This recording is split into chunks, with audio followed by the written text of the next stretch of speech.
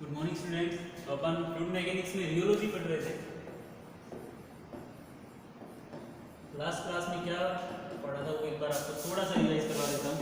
Rheology में अपन ने types of fluid पढ़े थे। सबसे पहले कौन सा फ्लूइड था? आइडियल, उसके बाद न्यूटोनियन फ्लूइड, फिर नॉन न्यूटोनियन।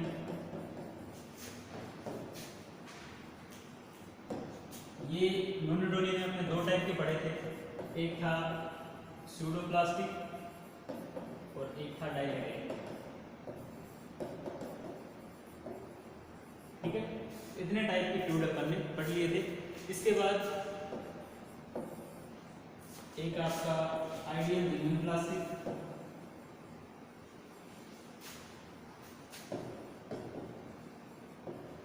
नंबर 5 पे थिक्सोट्रोपिक।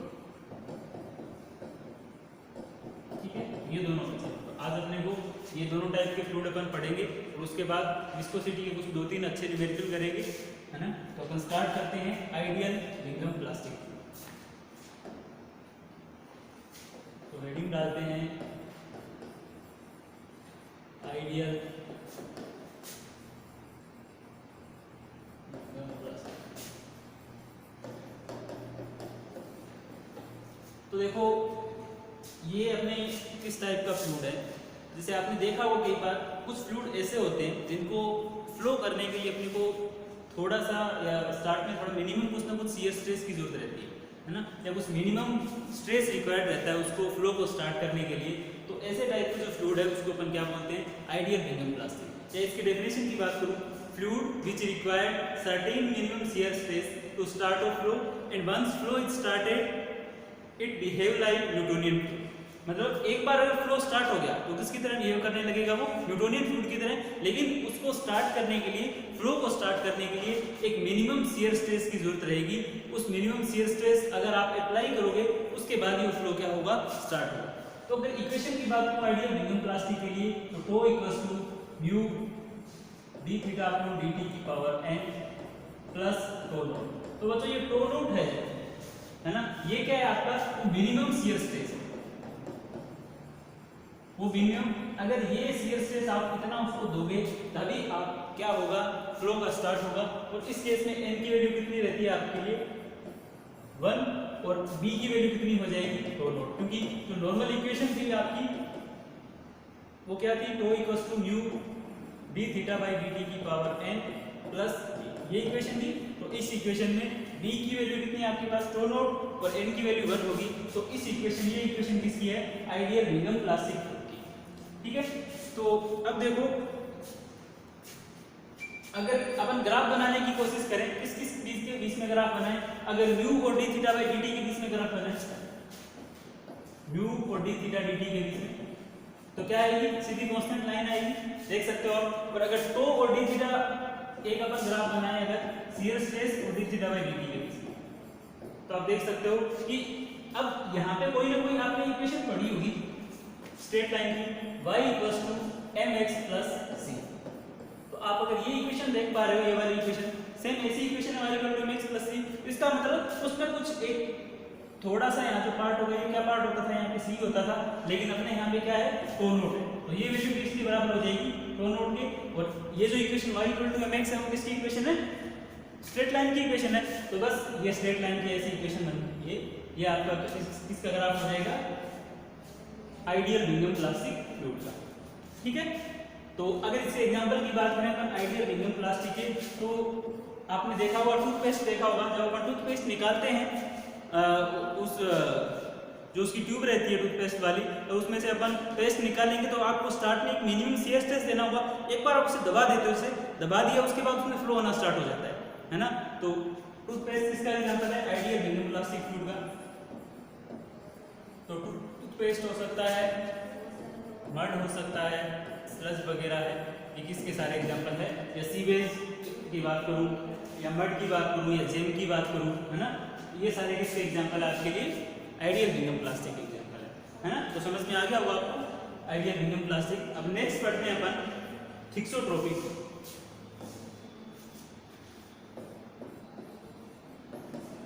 Thixotropic trophic. देखो बच्चों ये ऐसे फ्लूइड है, इक्वेशन देखो सबके लिए सेम है, D theta by D T की पावर एन प्लस, ठीक है।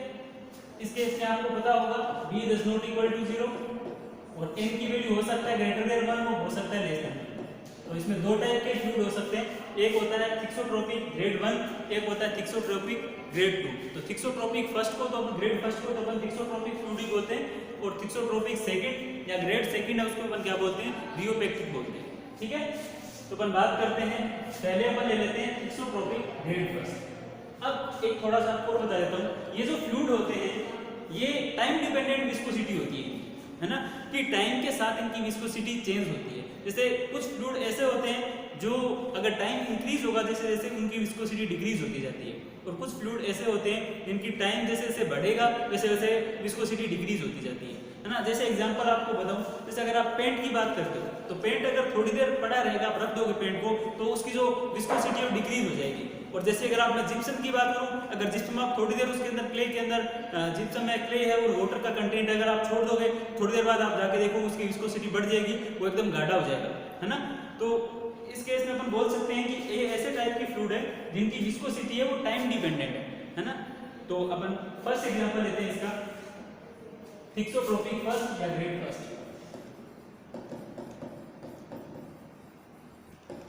थिक्सोट्रोपिक ग्रेड फर्स्ट है ना। अगर बात करें अपन तो equals to mu D theta by D D की पावर n प्लस d, और n की वैल्यू क्या है, लेस देन। अगर बच्चों n की वैल्यू लेस देन 1 है तो इस इक्वेशन को लेता हूं मैं एक बार, म्यू अगर बात टो की बात करूं एक बार तो टो इक्वल्स टू म्यू, क्या इस इक्वेशन को मैं ऐसा लिख सकता हूं, d थीटा की पावर d थीटा dt की power n minus 1 into d theta by dt, क्या ऐसा लिख सकता हूं?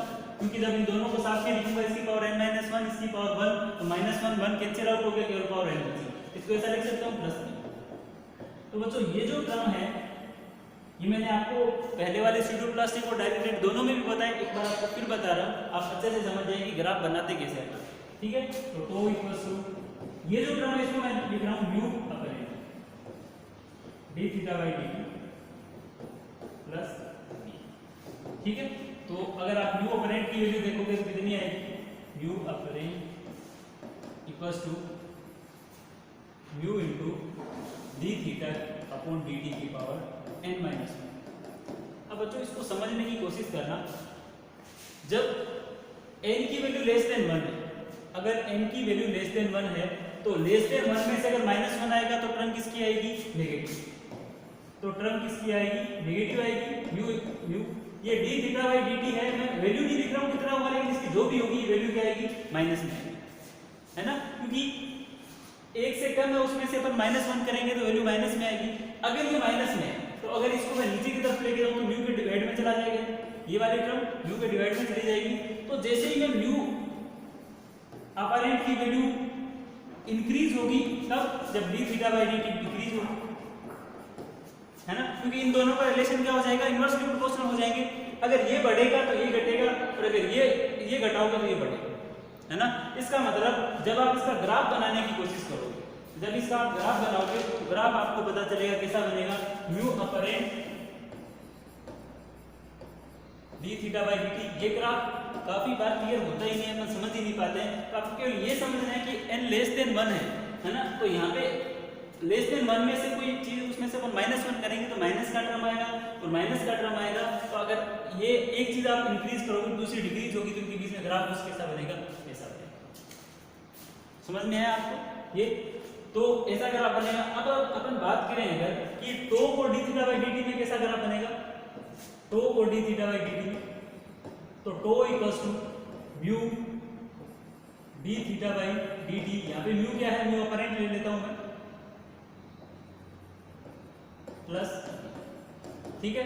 तो आपको पता होना चाहिए म्यू अपेरेंट अगर बढ़ता है, ठीक है, अगर म्यू अपेरेंट बढ़ता है उस केस में d थीटा बाई dt क्या होता है, डिक्रीज होता है उस केस में, है ना। तो अपन ये बोल सकते हैं कि टो और D theta by D T में जो रिलेशन है वो कैसा है, डायरेक्टली प्रोपोर्शनल का है। तो अगर टो बढ़ेगा तो D theta by D T भी क्या होगा, इंक्रीज होगा। तो अगर इस केस में अपन इन दोनों के बीच में ग्राफ बनाने की कोशिश करें, टो और D theta by D T के बीच में ग्राफ बनाएंगे, तो आपको बताओ ग्राफ कैसा बनेगा, कुछ ऐसा ग्राफ है ना। और वो मैंने आपको रीजन बता दिया था कि क्यों ये ग्राफ ऐसा बना, जब मैंने थीटा के टर्म में स्लोप बना के बताया था कि जब टेन थीटा की वैल्यू 0 होगी तो वहाँ पे ग्राफ कुछ ऐसा स्टार्ट होगा, और 1090 आती है तो उसमें ग्राफ कैसे स्टार्ट होता है, कुछ ऐसे स्टार्ट होता है। ये मैंने आपको लास्ट लेक्चर में बता दिया था, तो एक बार वहाँ से आप देख लेना। तो ये सारे फ्लूइड कौन से हैं, थिक्सोट्रोपिक। फर्स्ट को अपन शियर थिनिंग फ्लूइड भी बोलते हैं। क्या बोलते हैं, शियर थिनिंग फ्लूइड। मतलब टाइम के साथ उनकी विस्कोसिटी क्या होगी, डिक्रीज होगी। तो ऐसे फ्लूइड का एग्जांपल कौन कौन से होंगे आप ले सकते हो, पेंट ले सकते हो, प्रिंटर इंक ले सकते हो। एग्जांपल क्या होंगे, pen, printer ink,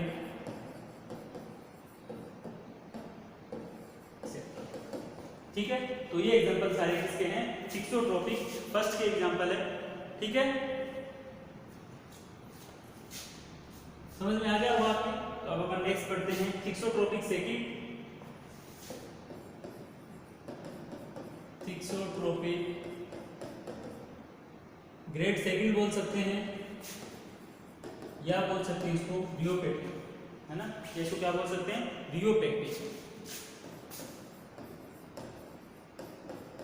rheopectic fluid, ठीक है बच्चों। तो देखो सारी कंडीशन सेम है, डिफरेंट क्या होगा, mu D theta by D T की power n, n plus b. अब की बार एन ग्रेटर देन 1 हो जाए, ठीक है। अगर ये n ग्रेटर देन 1 हुआ, अगर ये n ग्रेटर देन 1 हुआ, तो जैसे ही मैं म्यू ऑपरेंट की वैल्यू निकालूंगा, इसमें ऐसे लिख सकता हूँ उसको, सब में सारा केस में सेम ही बनाता जा रहा हूँ, तो आपको दिक्कत नहीं आएगी इसको समझने में। आप अगर आपसे नहीं होता है तो आप सिंपल से मैथमेटिक्स सोल्व करने की कोशिश किया करो, तो आपका सोल्व हो जाएगा, प्लस बी, ठीक है। तो ये जो टर्म है, this term is known as mu upon mu D theta by D T, okay. तो जब आपसे ग्राफ बनाने की कोशिश करोगे, अब आपको पता है अगर n की वैल्यू ग्रेटर देन 1 है, अगर n की वैल्यू ग्रेटर देन 1 है, तो अपन अगर ग्रेटर देन 1 में से -1 करेंगे, तो यहाँ पे जो भी टर्म आएगा वो क्या आएगा, पॉजिटिव आएगा। तो जो भी टर्म आएगा पॉजिटिव आएगा। तो आप अगर म्यू ऑपरेंट की वैल्यू इंक्रीज करोगे, तो बच्चों D theta by D T की वैल्यू भी क्या होगी, इंक्रीज होगी। When we increase the value of D theta by D T, then the value of new operand is also increased, okay। तो आप बोल सकते हो जब इसका ग्राफ बनाओगे तो बच्चों ग्राफ कैसा बनेगा, इसका इंक्रीज करोगे तो इंक्रीज के साथ कैसा ग्राफ बनेगा, कुछ ऐसा ग्राफ बनेगा, ठीक है। किसके साथ, new operand D theta by, कुछ ऐसा ग्राफ बनेगा। और अगर आप टो के साथ ग्राफ बनाने की कोशिश करोगे, क्योंकि टो इक्वल्स टू है क्या,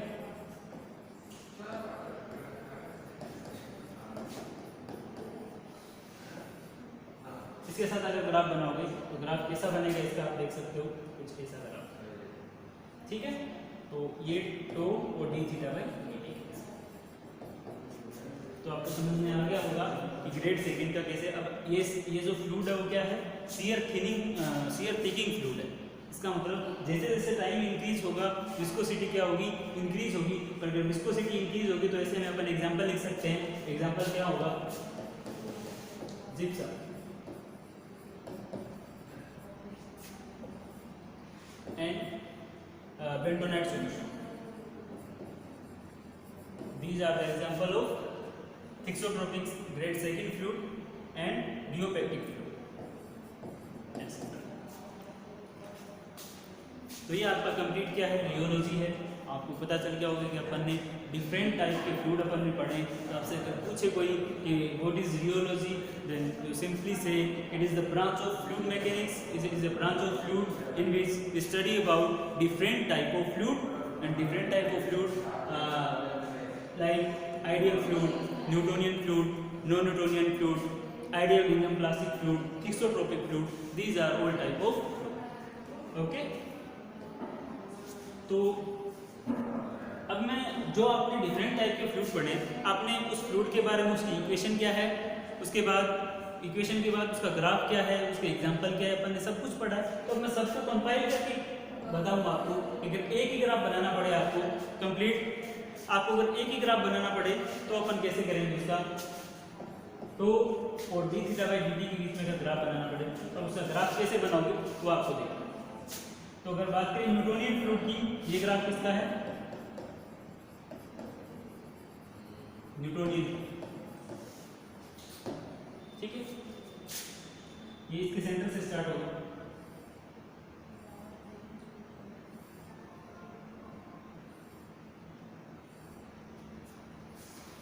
ये वाला कौन सा होगा, डायलेटिक, स्यूडोप्लास्टिक, ठीक है, और थीक्सोट्रोपिक,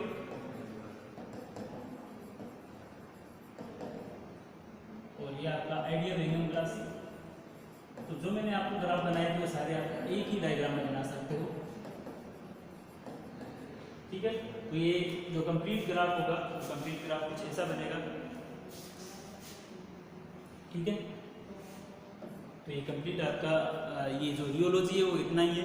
अब नेक्स्ट लेक्चर में अपन क्या करेंगे, विस्कोसिटी कुछ न्यूमेरिकल अच्छे से जो एग्जाम में आते हैं वो अपन करेंगे।